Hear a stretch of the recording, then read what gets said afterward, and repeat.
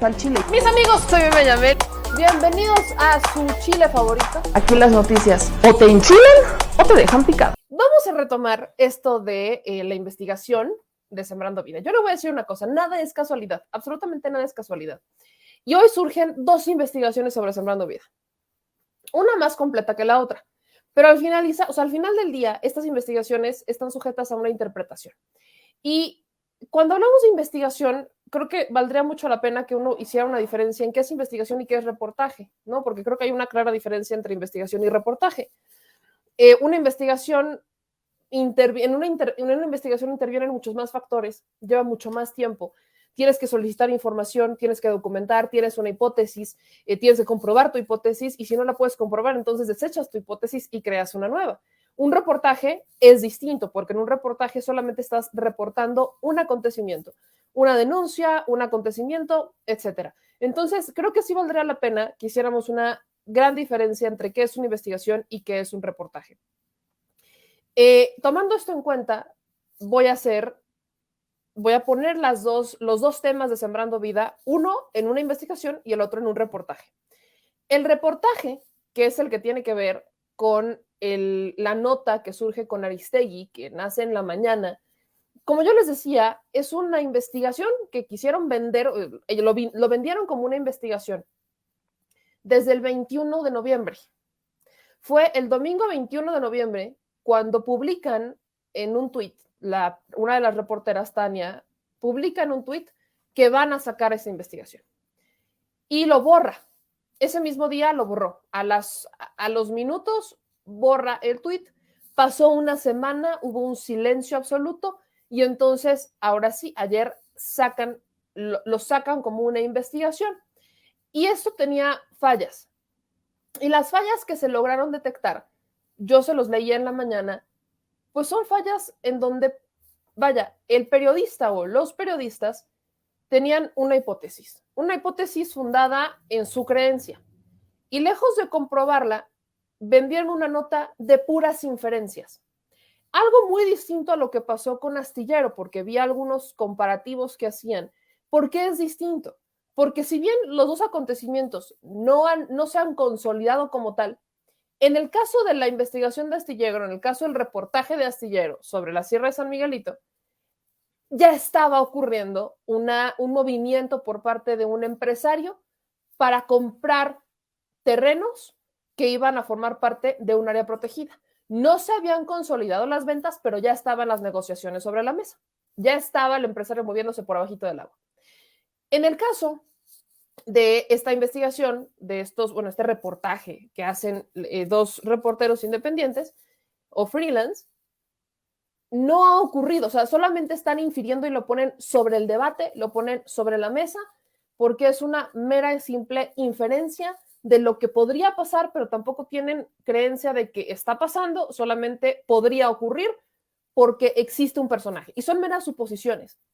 Si lo van a basar con suposiciones y van a fundamentarlo con testimonios, deberían de venderlo como un reportaje, no como una investigación. A eso quiero llegar.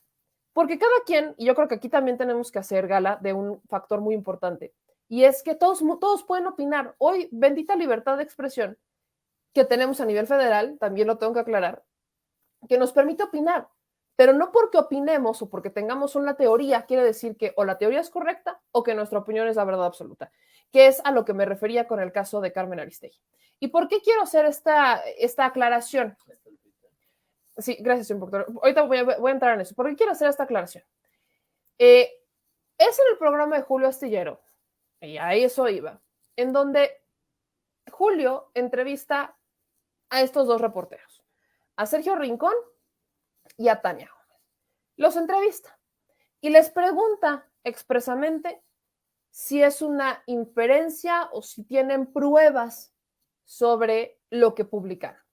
Y esto es lo que respondieron los reporteros.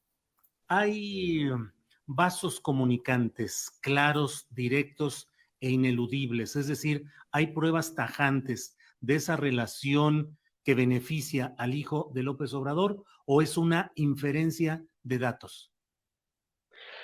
Consideremos que es una inferencia, dejamos ver ahí que todo está puesto para que se beneficie a la empresa de Hugo Chávez Ayala con la producción de Sembrando Vida, que va a estar lista a partir de 2022 y hasta 2025, dentro de lo que se tiene plantado en este momento de cacao como parte de este programa. Y bueno, ponemos ahí los datos sobre la mesa. Pregunta Sergio Rincón, con el material que recopilaron, ¿hay pruebas tajantes del beneficio al hijo de López Obrador o es una inferencia de datos?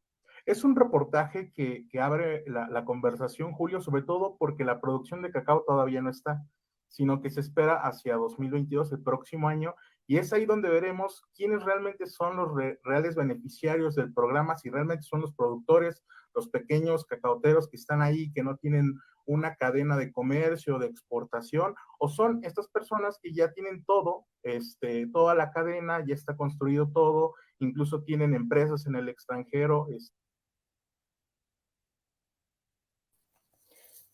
¿Me entienden? Es un reportaje. Qué bueno que los propios reporteros lo llamen así. El segundo punto al que quiero llegar con esto, que quiero ser muy breve porque es algo que hablamos ampliamente en la mañana, es este punto. Y es algo que ya publica Carmen Aristegui, el portal de Aristegui Noticias, a un seguimiento, justamente también entrevistan a los reporteros. Y algo que dice Sergio Rincón, que a mí me parece bastante aventurado, ¿no?, es que no había estudios técnicos para sembrar cacao en Tabasco.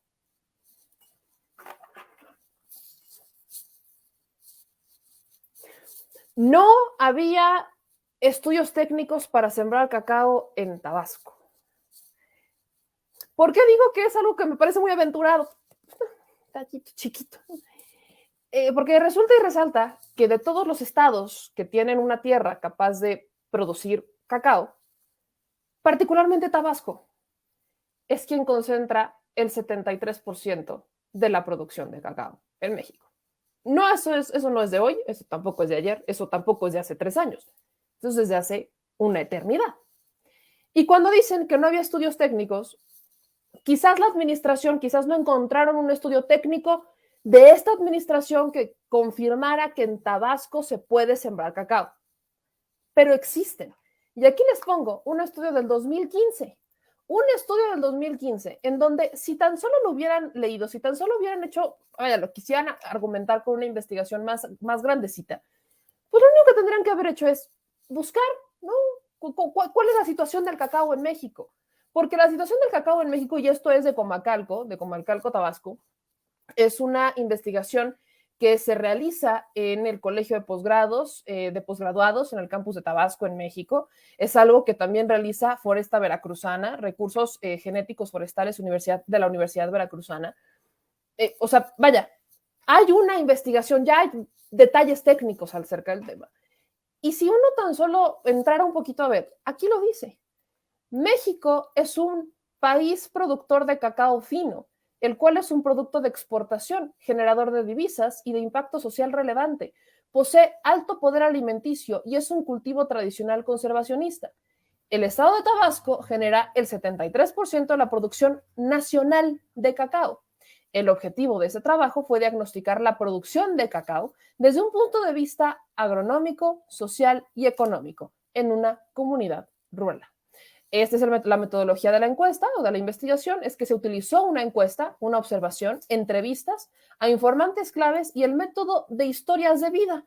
Es una recopilación de datos que se hace a través de una encuesta estructurada aplicada a una muestra de 49 productores. No 1, no 2, no 3, 49 productores. ¿Y qué es lo que mencionan en toda esta metodología? Hablamos que existe un problema y aparte va en inglés y en español, ahí nomás. Viene una introducción al tema del cacao y justamente aquí también mencionan que al menos en 2015 México contaba con 39.149 unidades de producción de cacao. Por poner un ejemplo, en el estado de Tabasco hay más de 35,000 productores de cacao. Solo en la región de la Chontalpa se reporta una población de 9.975 familias campesinas dedicadas al cultivo del grano. Si uno le mete más para acá abajo, ¿no?, va a encontrar que hay un diagnóstico sobre el problema del sector. Y desde el 2005 reportan que, vaya, teníamos una producción de 36.366 toneladas. Para 2006 decayó a 26,705 toneladas. Y desde el 2006 a la fecha, o sea, hasta 2012-2013, seguía decayendo aún más la producción de cacao. Entonces, cuando esta investigación menciona que lo que cuestionan, porque aquí entran dos cosas que yo no lograba entender y sigo sin lograr entender por qué, desde mi perspectiva, y esto es, lo repito, esta es mi opinión, tampoco es una verdad absoluta, yo no soy la que hizo el reportaje ni la investigación, pero desde mi perspectiva yo siento que se apresuraron, o sea, ellos querían comprobar una hipótesis, empezaron a buscar elementos que entraran en esta hipótesis y al final ninguno de los elementos que muestran en la información o que entregan como reportaje sirven para comprobar su hipótesis. Su hipótesis era que el programa Sembrando Vida estaba beneficiando a los hijos del presidente Andrés Manuel López Obrador por la chocolatera, la finca El Rocío. Eso es lo que dicen. Pero después interviene un empresario que resulta ser amigo de los hijos de AMLO, pero que también resultó ser un empresario dedicado al cacao, un experto, alguien que estudió, que se dedicó a esto, que es experto en el cacao, que asesoró en la creación del sistema del programa Sembrando Vida. Solamente asesoró, no trabaja para el gobierno, no cobra un sueldo, asesoró. Y que también habría asesorado a los hijos del presidente con la finca El Rocío. ¿Cuándo los asesoró? Tampoco establecen una fecha de cuándo los habría asesorado, porque el reportaje solamente infiere que van a beneficiarse de este programa a futuro, no ahorita, porque, cosa curiosa, la finca Rocío ya produce cacao, ya produce chocolate y también cerveza. Ya lo produce. O sea, ellos ya tienen en la finca plantaciones de cacao. Pero, según el reportaje, infieren y se abre al debate que en el futuro, o sea, en 3 años, podría beneficiar a una fábrica que ya produce. Pero entonces la investigación se torna hacia el empresario. O sea, deja de tener que ver algo con los hijos del presidente y entonces su reportaje se torna a que el empresario podría salir beneficiado en 3 o 5 años porque es un empresario dedicado al cacao. Que le repito, su único pecado es pues, haber sido amigo de los hijos del presidente. No quiere decir que sea el único vendedor de semillas del cacao, ni tampoco quiere decir que es el único empresario dedicado al cacao que tiene alguna o tuvo alguna relación con el programa, llámese venta de semillas o no. Pero de la nada pasamos de estas dos premisas a una tercera, y es que las condiciones están dadas y que la finca El Rocío se construyó o se creó en un contexto bastante favorable. Así lo tildan, bastante favorable para el cacao. Pues sí, digo, cualquier persona que sepa de negocios o que quiera entrarle a un mercado, no le va a entrar a un mercado que está destruido, le va a entrar a un mercado que está en crecimiento. Y si esta administración está apostando por crecer el tema del cacao, por enmendar los errores de administraciones pasadas y enmendar las fallas que existían en la producción del cacao en México, pues no van a ser solamente ellos, va a haber muchos otros empresarios que van a querer entrarle al tema.